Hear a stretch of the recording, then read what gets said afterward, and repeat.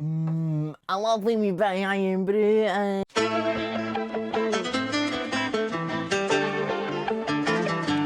Hello. Today, I thought in this little video, we could speak about another album, a fairly recent album that I feel was overhated. I feel that we were all a little bit cruel. It's definitely one that's I've grown to love. I didn't not love it initially, but after a few listens and some time with it and not listening to people on Twitter, I thought that today we could speak about xoxo by Camila Cabello. And it's also, I bought this on Amazon. It was a while after the album, and it came with this little exclusive signed card. And I'm gonna pretend like she signed it herself, and it wasn't just like she signed a couple and then they're all copied and pasted.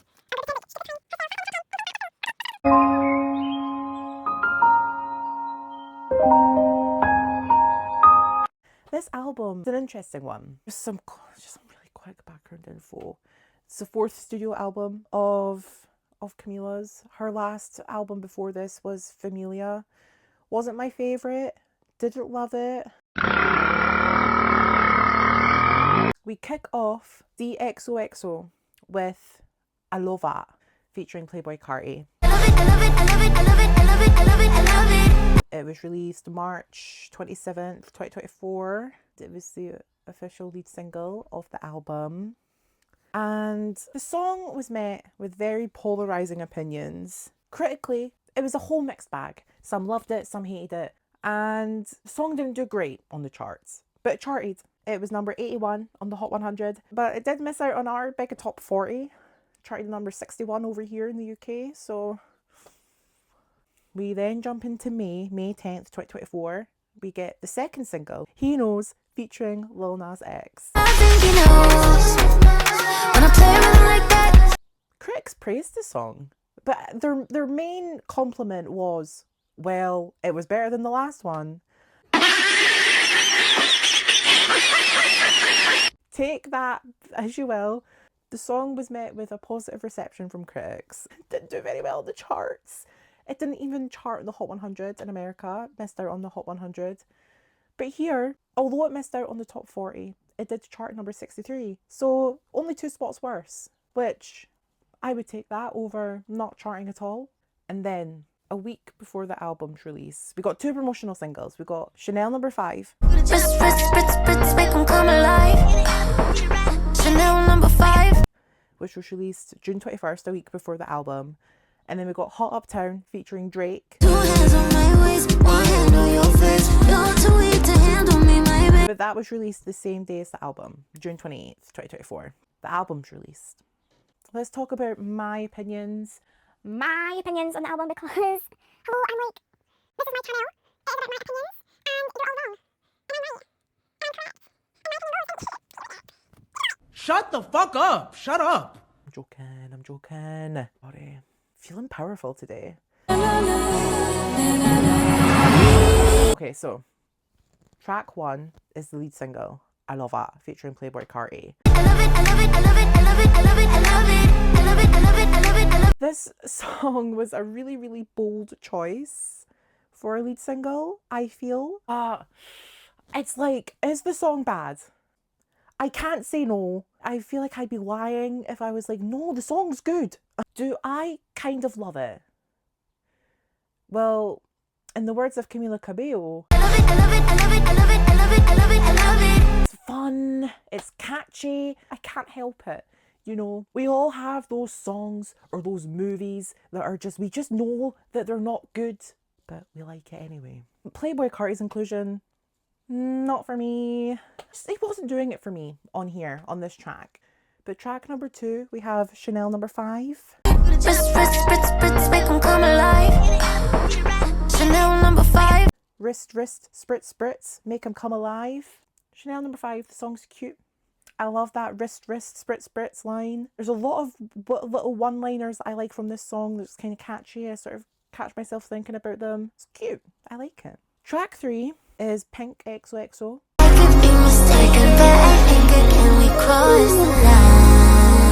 Or good one. Because yes, this album has more than one interlude, and for some reason we have an interlude 2 tracks in.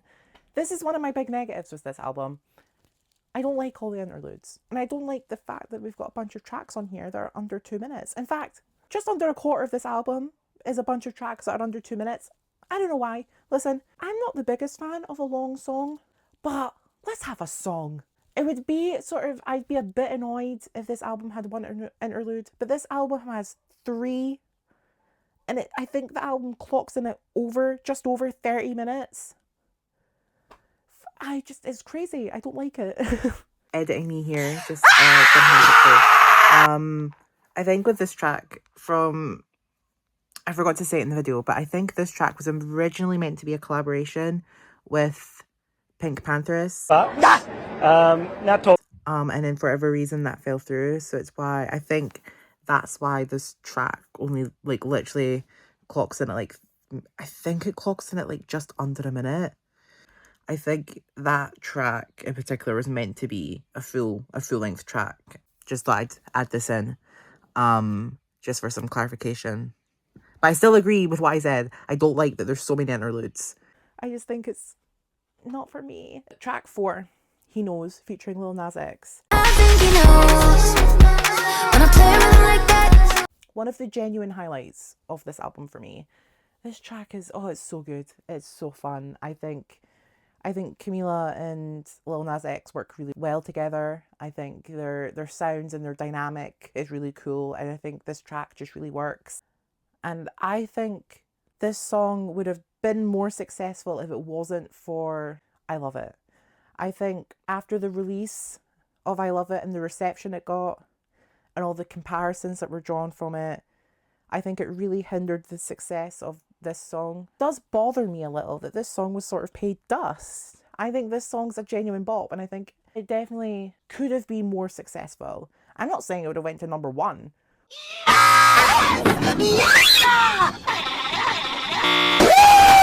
Track 5, 20 Somethings. Do better on my own. Remind myself I'm grown. I can do what I want, yeah. A cute song. It's also refreshing to hear a more stripped back production on this album. It's just a guitar, a piano with some low minimal production. I don't listen to the track on its own. It's a track that I only really listen to within the context of the album. But we have track 6, Dade County Dreaming, with JT and Young Miami, formerly known as the City Girls. Got bitches showing ass on college. Got bitches shaking ass on college. Is another highlight. It's a fun song. It's like bad bitch energy. It's a song that I like to listen to a lot. And I think we get great verses from both the City Girls. And I love the change. I love the sort of shift in energy in the song when we go from that more boppy bad girl sort of energy to a more almost ascending heavenly piano sound. It's when that piano kicks in, I feel like I'm ascending up. I don't know if it's to heaven, but it's to somewhere. Track 7, interlude 2, xoxo featuring BLP Kosher. Stuff like he had passed away, and I was listening to Camila. Her music got me. It's cute. I don't care for it. Track 8, Hot Uptown featuring Drake. 2 hands on my waist, 1 hand on your face. You're too weak to handle me, my babe. I feel conflicted, right, about this because I like the production, I like the vibe, and I like the energy of the song. But there's the big massive Drake element that really bothers me. I really don't like Drake. I don't like him. I don't fuck with him. He's just not for me. And I don't think he adds to this song or the album because this isn't the only time that Drake's here.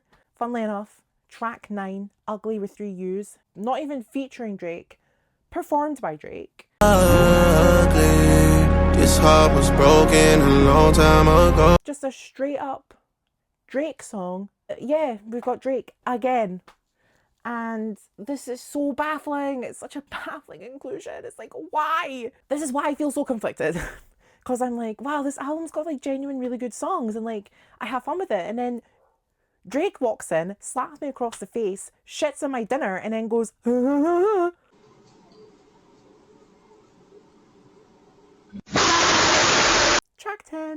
Dream Girls. It was Keisha, it was Sonia, it was Tanya, it was Mona. Cute song. It's a nice palette cleanser from the Drake of it all. But yeah, nothing more to say. Cute bop. I like the bit where she names all her friends, all her girls. That's cute. Track 11, 305 Till I Die. That's it. Get some up here. We go to Nicki Beach right now. This is like a candy. Interlude 3, also kind of an intro to track 12. It's cute. It works as a cute intro for track 12, which is Boat. Right, that I want you when you're not mine. Without going too much into it, without spending another 20 minutes lecturing you, Boat is genuinely the best song on this album, but also one of the best songs to have come out in 2024. I love it. I love how she sort of manages to take a song like Hotel Room Service and completely change the energy and the vibe and the feeling of that song. I love the sort of how she can take a song like that and capture a completely different vibe and emotion from it. I think it shows that on this album, when the sort of big ideas and the big swings, when they hit and they're good. And I think it's kind of a shame that unfortunately most of the album doesn't sound like this. I'm not saying the rest of the album's bad. There's other highlights. I love this song. This song's not only a genuine highlight of this album, but a highlight of 2024. It's the one song where I'm like, go listen to it.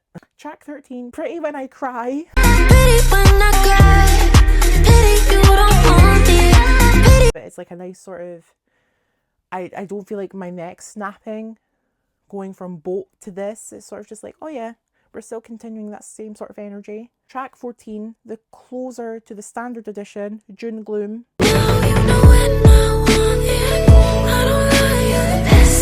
A very interesting album closer. I love how you start somewhere in the song and then you end in a completely different place.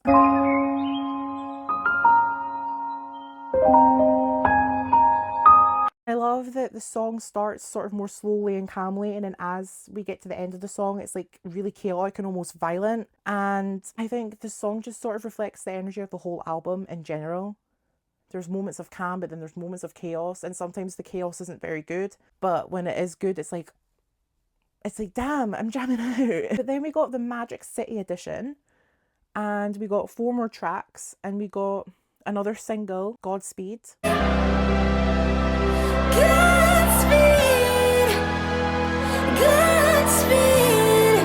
Which was released the same day as the Magic City edition, which was September 6th, 2024. Again, didn't do very well commercially. It didn't chart on the Hot 100, and it would once again miss our top 40, charting at number 93. But now I'm going to talk about the 4 tracks from the Magic City edition. It's track 15, Baby Pink, featuring Eam Triplin.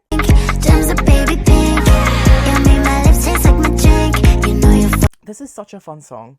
I really hate how it was left off the standard edition of the album, but it's fun. I'm glad we got it eventually. Track 16, Come Show Me. Miami Barbie, ride you like a Kawasaki, pretty black, just like It's fun. I think it'd be cute in the summer. I'm probably definitely going to be putting it in my summer playlist. Track 17, Can Friends Kiss.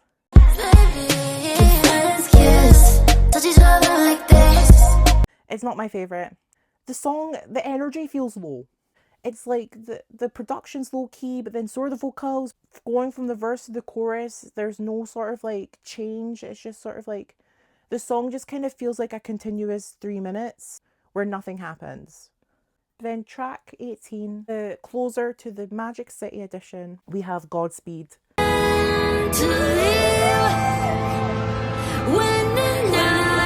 And I think this works very well as an album closer. And I think as well, on the grander scheme of things, it works as a goodbye to this era. I think it's very similar to June Gloom, but it's a lot more sad. I like the more emotional that you hear Camila get on the song, the more chaotic the production becomes. It's almost like bittersweet that the album ends on this song, because I think this song's one of the better songs of this album and this era, but at the same time, it just kind of, it's like a sad send-off. It's like we're ending on a bit of a somber note. Let's talk about my overall thoughts.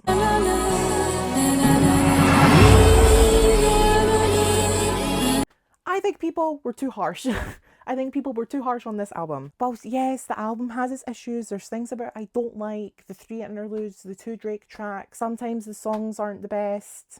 For me, when it hits well. And you can hear and feel what she was trying to emulate and go for. And I think, in all honesty, it it annoys me a little bit that people would compare this to Brat, because you just don't feel the same. I think they're going for 2 different energies and different vibes, and I think Mike the Snare done a really good video talking about this, and I'll link it down below. He talks about it in a much more put together, thorough, thought out fashion than me. I just sort of yap.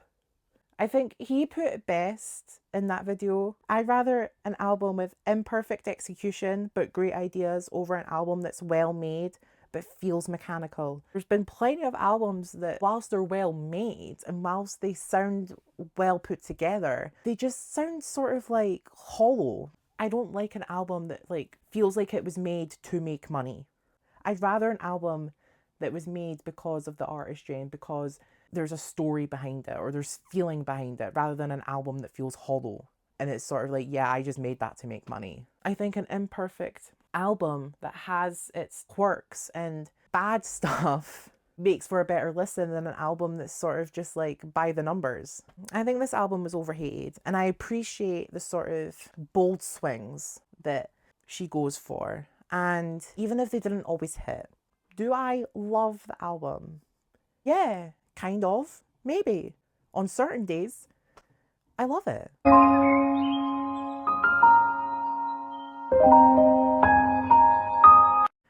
But I hope you all enjoyed. I hope it was fun. And I will see you all on the flip side. Bye!